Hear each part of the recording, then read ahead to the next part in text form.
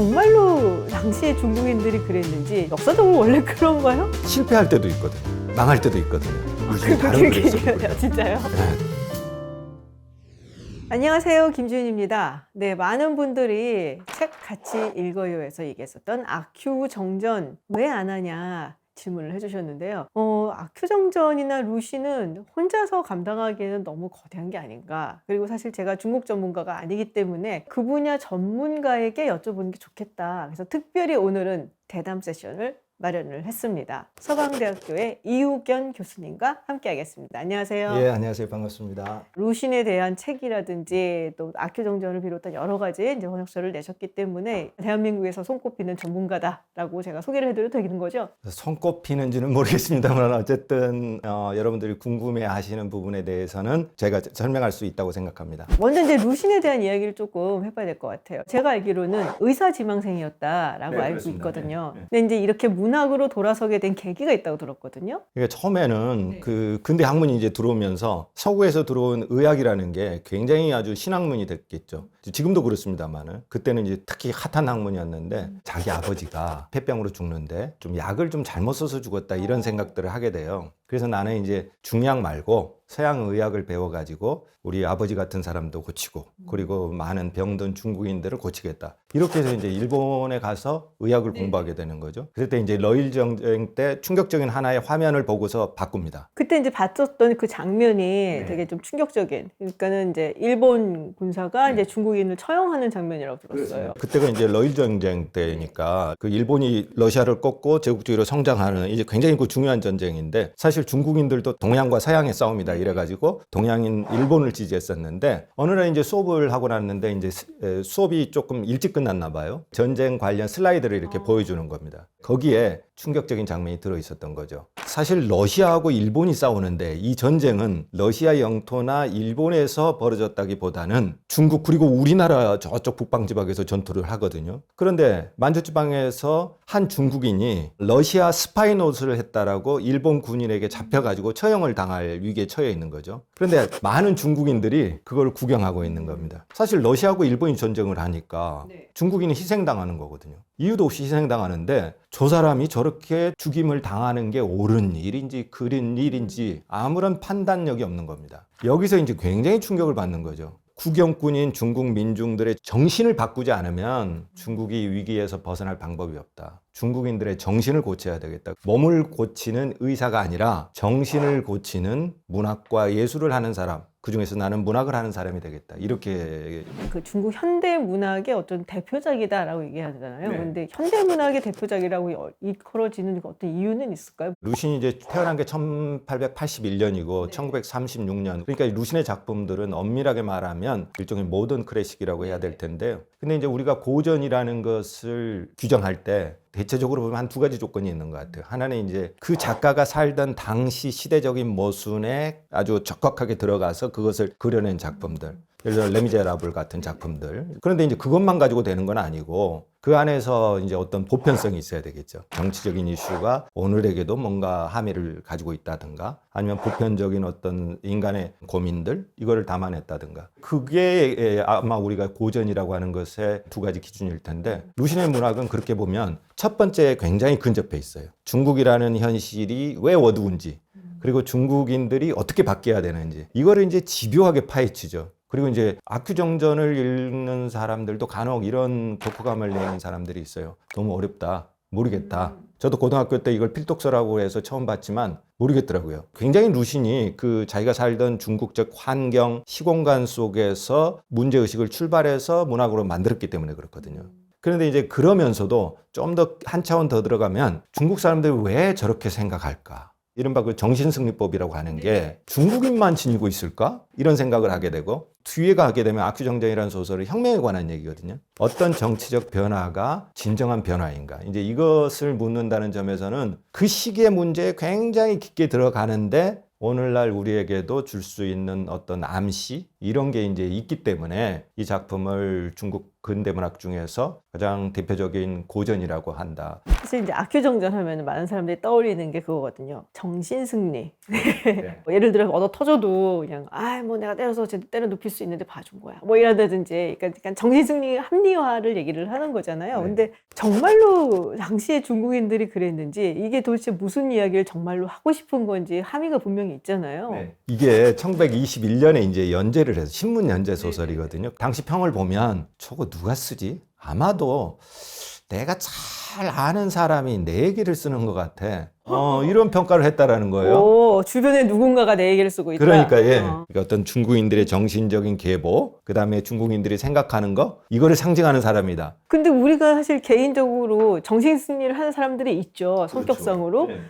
근데 중국 사람들이 이거는 중국인을 상징하는 거야 라고 말할 만한 어떤 근거가 있나요? 역사적으로 원래 그런가요? 저는 중국인들 특성 중에서 가장 중요한 거 하나를 꼽으라 그러면 자존심이 세다는 거예요. 한자로 하면은 자고자대라고 하는데 스스로 높고 대단하다고 생각하는 거죠. 이게 중화주의인 거죠. 이 세상에서 가장 중심에 놓여 있고 자신들의 문명은 가장 최고의 수준이라고 생각하는 거죠. 그런데 문제는 자존심이 센데 실패할 때도 있거든요. 망할 때도 있거든요. 네. 그러면 이제 이때 어떻게 대응하느냐? 중국인들의 그 자존심 세고 콧대 높고 나는 이런 사람이야. 내가 지금 뭐 이렇긴 하지만 약간 허세도 예, 있고. 허세 부리고 네. 이런 중국인의 특징이 아큐라는 사람에게 굉장히 잘 들어가 있다는 거죠. 그래서 중국인들이 이 아큐라는 인물을 한편으로는 뜨끔하면서도 굉장히 싫어해요. 기분 나쁘게 예, 끄집어내는 그렇죠. 거예요. 이윤경이라는 사람이 가지고 있는 굉장히 그 들키고 싶지 않은 면을 가지고 네. 있는데 그건 굉장히 들여보기 싫잖아요. 내 무의식을 들키는 것 같고. 그만큼 이 아큐라는 인물을 통해서 루신이 중국인들 민족성 또는 국민성에 들어있는 어두운 그림자를 잘 드러냈다라는 얘기가 되는 거죠.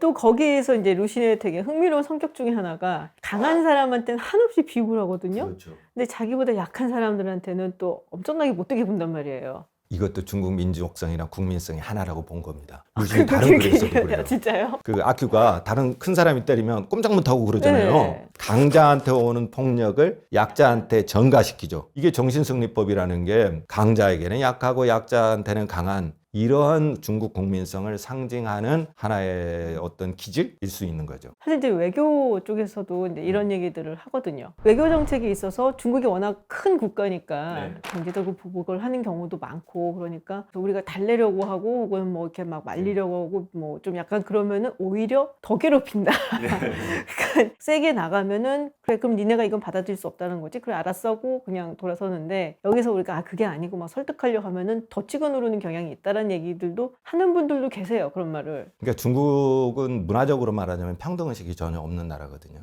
그게 평등의식이 없다라는 것은 공산주의 국가인데. 네, 그렇죠.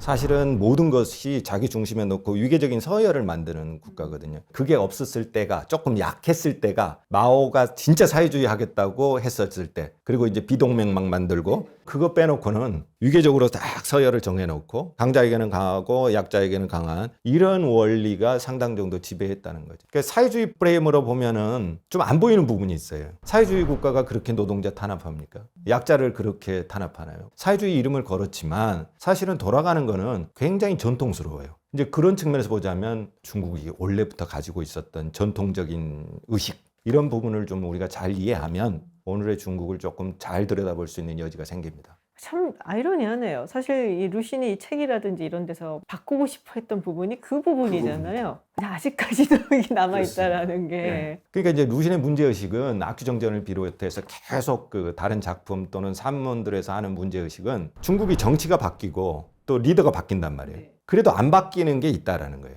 중국이 근본적으로 바꾸려면 사람들의 생각, 도덕의식, 그 다음에 문화 이게 바뀌어야만 중국이 근본적으로 새로운 중국이 될 수 있고 그런 의미에서 문학이 중요하고 사상을 바꾸는 게 중요하다는 거예요. 이게 잘 들어보면요. 이게 마오 생각하고 비슷한 면도 있어요. 그래서 마오가 그렇게 좋아했나요? 마오 그랬어요. 진짜 마오가 진짜 네, 좋아했어요. 그러니까 좋았다고 그러더라고요. 그런 얘기를 하거든요. 루신이야말로 가장 철저한 반봉건, 반제국주의를 실천한 중국 문화혁명의 캡틴이다 이렇게 얘기를 합니다. 그래서 이제 마오가 루신을 굉장히 좋아했죠. 그러면서 자신의 어떤 정당성을 위해서 루신을 활용한 측면이 있는 거죠. 그래서 사실은 루신 싫어하는 사람들은 루신의 어떤 위대함이라는 것은 마오 시대에 만든 가짜 신화다, 정치적 신화다, 이렇게 아주 비판적으로 보는 사람도 있어요. 근데 이제 이 책의 배경이 된 것이 사실 신의 혁명이잖아요. 그렇죠. 이게 1911년으로 제가 이제 네. 기억을 하고 있는데, 저 신의 혁명에 대해서 어떤 의미를 가지고 또 그 당시에 중국인들은 어땠었는지 조금 이제 설명을 좀 해주시면 좋을 것 같아요. 그 아큐정전을 보다가 혁명이라는 게 이게 네. 저 타이틀이 나오거든요. 이 신의 혁명은 이제 순원이라는 선문이라는 사람이 주도를 했고, 구원은 공화제 정부를 만들자는 거겠죠. 그동안 계속 왕이 있던 대륙이었는데 처음으로 왕을 없애버리고 없애고. 공화정으로. 왜냐하면 서구 보니까 다 공화정 하더라. 그러니까 우리가 중국이 위기에서 벗어나기 위해서는 공화정으로 하자. 문제는 그 다음부터입니다. 실제로는 난징이라는 곳에 이 새로운 정부를 만들었는데 중국이 이제 워낙 땅이 크기 때문에 베이징이나 다른 곳은 통치를 못했어요. 계속해서 혼란은 더 심해지는 거죠. 신의 혁명이 결국 실패한 겁니다. 아큐정전을 쓴 게 이제 1921년이란 말이에요. 이 10년의 공간 동안 루신이 생각하는 겁니다. 실패하기는 했지만 공화제 정부가 들어섰는데도 위기가 해소되지 않고, 그렇다면 문제는 무엇인가? 루신의 글쓰기가 거기에서 나온 거죠. 그 깊은 이제 문제점은 봉건적인 체제에 굉장히 익숙하고 뭘 바꾸려는 의지가 그들한테는 사실은 없고, 그러니까 위에서 아무리 뭐 바꾼다 어쩐다 해봤자 중국이라는 나라 전체가 변하는 것은 아니다라는 밑에 거잖아요. 사람들에게는 전혀 영향이 없고, 낡은 주인이 가고 새로운 주인이 와도 똑같은 겁니다. 밑에 사람들의 생활은 여전히 비참하고 누가 바뀌든 말든 똑같은데 뭐, 이제 이런 생각이 있는 겁니다. 이제 그런 구조들, 그러니까 상층부는 상층부대로 타락해 있고 아래는 또 아래대로 무감각하고 병들어 있고, 이거를 전면적으로 바꾸자고 얘기하고 있는 것이죠. 저는 이제 읽으면서 뒷부분이 더 재밌더라고요. 혁명이 나오는 그 부분에서 아큐가 이제 합류를 하잖아요. 합류를 하는데 거기서 그러니까 뭔가 굉장히 숭고한 자기도 목적 의식을 가지고 뭐 혁명 의식을 가지고 하는 게 아니라 저놈 나한테 나쁘게 보였던 놈이다. 맞습니다. 가서 나도 혼내줘야지. 약간 이런 거란 말이에요. 그런 여러 가지를 보면서 루신도 혁명을 별로 믿지 않았던 건가? 뭐 이런 생각이 좀 들기는 했어요. 아큐정전을 정확히 잘 읽으셨어요. 저는 루신의 핵심이 뒤에 있다고 봐요. 원래 아큐는 혁명을 싫어했어요. 그런데 혁명의 물결이 밀려오고 나서 동네가 돌아가는 꼴을 보니까 이것 봐라 재밌네 이런 생각을 하게 됩니다. 아큐가 이제 신나서 나도 혁명당에 가입하겠다고 노래를 부르면서 그 노래 가사 안에 들어있던 내용을 보면은요, 나를 혼냈던 사람 혼내주자. 내가 갖고 싶은 것은 전부 다 내 거다. 그 갖고 싶은 것 중에 여자도 들어갑니다. 그러니까 아큐는 그걸 위해서 혁명을 한 겁니다. 누구는 공화제를 위해서 혁명을 했죠. 진짜 손문 같은 사람은. 중국이 이렇게 변하지 않으면 안 된다라는 절박한 심정에서 혁명을 했는데, 참여했던 사람들을 보면 아큐같이 혁명당에 가입한 사람도 있었다는 거예요.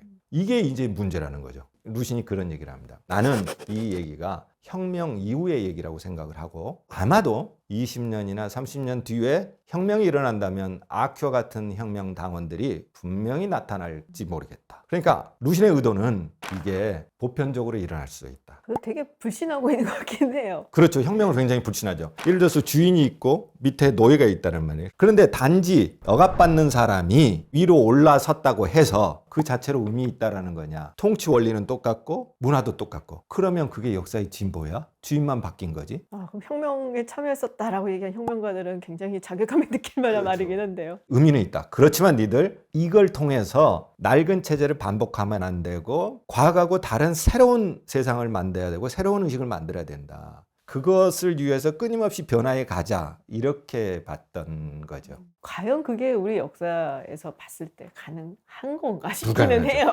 불가능하죠. 솔직히 그죠? 말하면. 근데 이게요, 정치가의 발상은 아닙니다. 문학가의 발상이에요. 그렇죠. 문학가의 발상이죠. 진정한 뭐 혁명이라고 얘기를 하는 게 막 그 들라크루와 그림에 나오는 것처럼 물론 멋있지만 그게 아니고, 혁명은 사실은 우리의 일상생활이 변할 때 그걸 두고서 우리가 혁명이라고 부를 수 있지 않을까라는 생각을 되게 많이 하거든요. 그런 면에서 봤을 때 루신이 봤었던 여러 가지 정치적인 상황이라든지 또 그 당시에 본인이 아마 느꼈을 만한 어떤 자괴감? 뭐 이런 것들이 되게 좀 생생하게 와닿았던 것 같아요. 그래서 그 뒷부분을 되게 좋아했던 것 같아요. 근데 이제 마오 같은 경우는 이제 루신을 굉장히 좋아해갖고 문화대혁명이 일어나고 난 다음에 읽을 수 있었던 거의 유일한 문학작품이다라고 하셨잖아요. 근데 이제 바뀌는 것 같더라고요. 일단 개혁개방이 시작이 되면서부터 조금 루신에 대해서 비판적인 목소리가 나오기 시작하고, 예전에 봤던 기사에서는 2010년대 들어와서, 특히 시진핑 시대에 들어와서는 교과서에서 사라지고 있다는 얘기도 본 것 같거든요. 사실은 어떻게 보면 마오가 좋아하는 부분만 가지고 신적인 존재로 만들어버린 거죠. 그리고 작품도 좀 잘못 해석을 했어요. 정치적으로. 아큐가 굉장히 혁명적인데 뭐 다른 보수파 반동파들이 아큐 혁명을 막아가지고 그래서 이제 어떤 사람들은 루신을 싫어하는 이제 경우도 생겼는데 마오가 죽고 나서 이제 새로 읽기, 다시 읽는 흐름이 있었어요. 그런데 다시 읽기 시작하다 보니까 이게 굉장히 비판적인 겁니다. 권력에 대해서, 정치에 대해서, 중국인들이 가지고 있는 민족성, 국민성에 대해서도 신랄하게 아주 비판을 하죠. 이게 중국인들도 좀 싫어하는 감정이 생기는 거예요. 더군다나 중국인들은 요즘 자부심, 자존심이 굉장히 좀 강해졌잖아요. 그렇죠. 예. 듣기 싫어졌고. 듣기 싫은 거예요. 우리 민족의 어두운 측면을 세계적으로 퍼뜨려 버렸다라고 생각하는 거예요. 마오 시대에는 굉장히 딱딱하고 공격적인 글들이 많이 들어가 있었는데 지금은 굉장히 소프트한 글만 좀 남아 있고요. 아큐정전도 아큐정전도 교과서에는 들어가 있지 않습니다. 그래요? 예. 베이징 대학의 지엔리 춘 선생이라고 있는데요. 중국에서 대표적인 비판적인 지성입니다. 이 사람이 루신 연구자거든요. 그렇게 계보가 이어지는군요. 뭔가 루신 글을 많이 읽는 사람들은 불평분자들. 중국 정부에 대해서 비판하고 이런 기질들이 있다라고 보는 거죠. 점점 찬밥이 되고 있군요. 우리는 되게 좋아하는데 아직도 필독서로 알고 있거든요. 그게 우리도 일제시대부터 많이 읽어왔거든요. 민주화 운동을 하던 사람들이나 독립운동 하던 사람들. 근데 이제 그거는 루신의 좀 후기 부분, 독재에 대한 저항. 이제 그 부분이 일제 강점기 때 한국의 지식인들에게 그리고 민주화 운동할 때 우리나라 지식인들, 청년들에게 많은 영향을 줬죠. 근데 저는 이제 최근에 너무 그 부분만 가지고 해석을 하면 안 된다라고 보고 있거든요. 독재자에 대한 비판도 있지만 변형운동을 하는 사람들이 뭘 조심하고 경계해야 되는지 여기에 대한 신랄한 비판도 있거든요. 저는 사실 너무 많이 읽거나 연구를 하거나 그런 건 아니지만 제가 보기에도 뭐랄까 한쪽에 막 치우친다기보다 늘 항상 조심하고 긴장해야 된다라는 얘기를 하려고 했었던 이제 정말 뼛속까지 아주 그냥 비판적인 지식인이 아니었나. 네, 그런 정말 생각, 그렇습니다. 그런 생각을 되게 많이 하는데요. 많은 사랑을 받는 이유는 그건 것 같아요. 지금 읽어도 이렇게 확 와닿는 글귀들이 너무 많아요. 어떻게 이 생각을 이렇게 아름답게 풀어낼 수 있었을까라는 그런 문구들도 정말 많고 그래서 아직까지도 많은 사람들이 국경을 초월해서 루신을 좋아하고 있는 게 아닌가. 그래서 고전 작가고 고전 작품이 된 것 같습니다. 자, 오늘 이우견 교수님 모시고 정말 긴 시간 동안 루신에 대한 이야기, 루신의 뭐 아큐정전 작품 세계 그리고 그 시대 역사 이야기를 다 나눠봤습니다. 제가 혼자 안 하고 교수님 같이 하기 정말 잘하신 것 같아요. 훨씬 더 너무너무 풍부하고 기다리길 잘했죠. 나한테 되게 뭐라 그랬거든요. 최고의 시간이었던 것 같습니다. 오늘 이렇게 같이 해주셔서 정말 감사드리고요. 네, 저도 영광이고 즐거웠습니다. 네, 고맙습니다. 네. 네.